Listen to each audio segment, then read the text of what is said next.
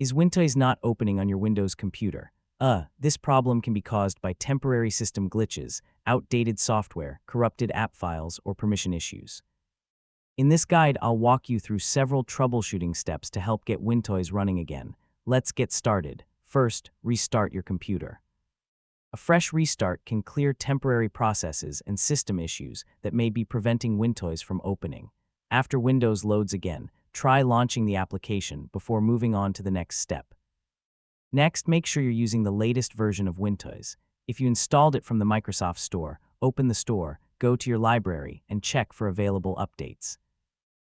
Installing the latest version can resolve known bugs and improve compatibility with newer Windows updates.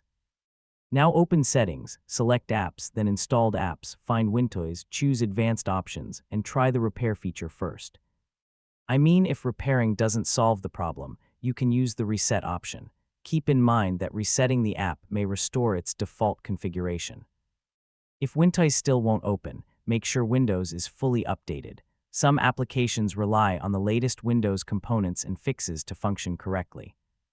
Install any available updates, restart your computer, and test Wintoys again.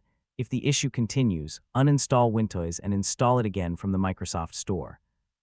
Reinstalling replaces missing or corrupted application files and often resolves launch problems that other troubleshooting steps can't fix. And that's how to fix Wintoys when it isn't opening. Restarting your computer, updating the app, repairing or resetting it, and reinstalling it are the most common ways to solve this problem. Thanks for watching, and I'll see you in the next tutorial.